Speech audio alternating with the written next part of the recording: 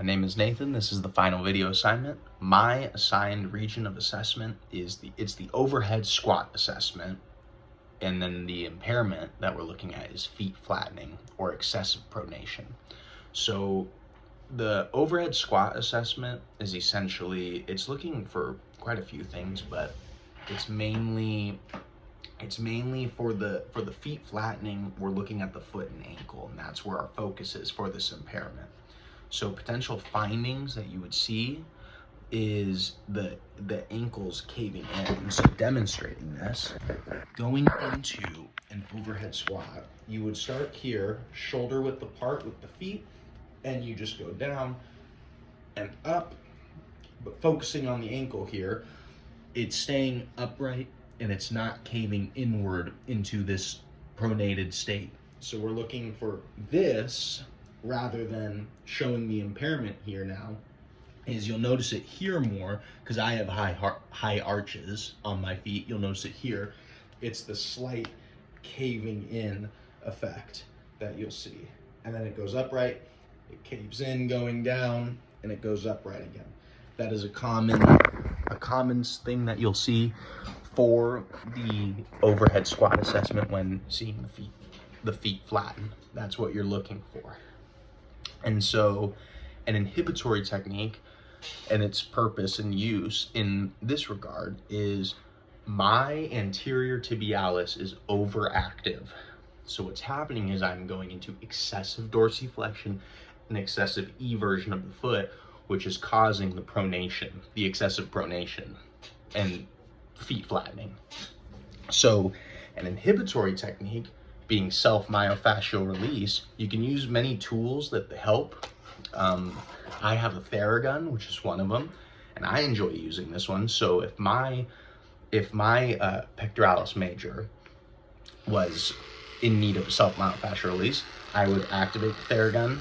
I would find the trigger point, or the knot commonly known as, and once you find it, you hold that position, applying equal pressure, not letting up, and holding that position there for at least 60 to 90 seconds.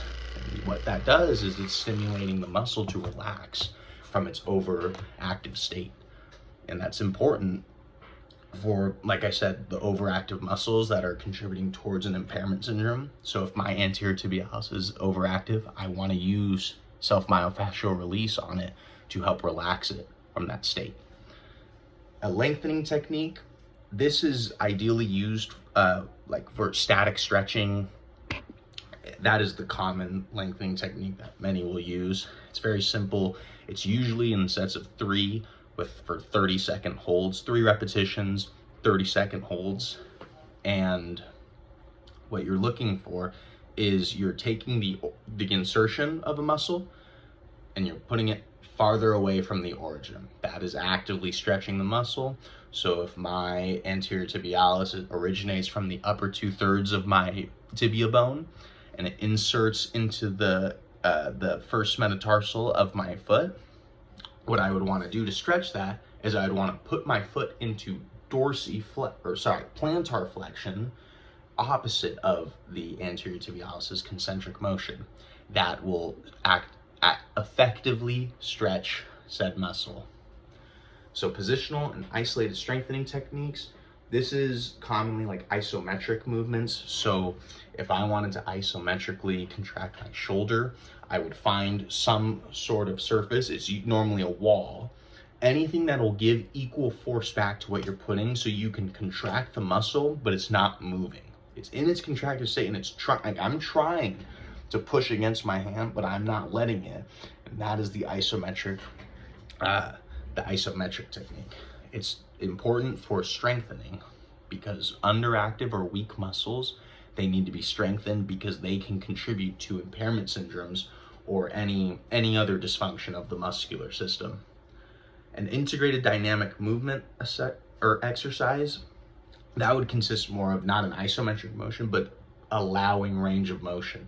So many people, for an integrated movement exercise, they like doing squats with a dumbbell press overhead. So you squat down and then you stand up again, overhead press. That would be a nice integrated integrated dynamic movement, I should say.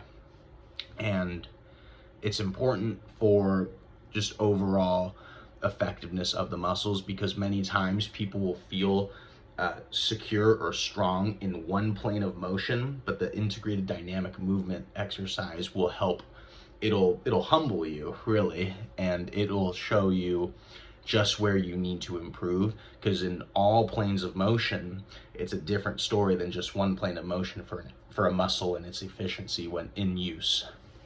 So it's important for the muscle's development. It's important to use each of these techniques to enhance the efficiency of the neuromuscular connection, the proprio neuromuscular facilitation of the muscles themselves.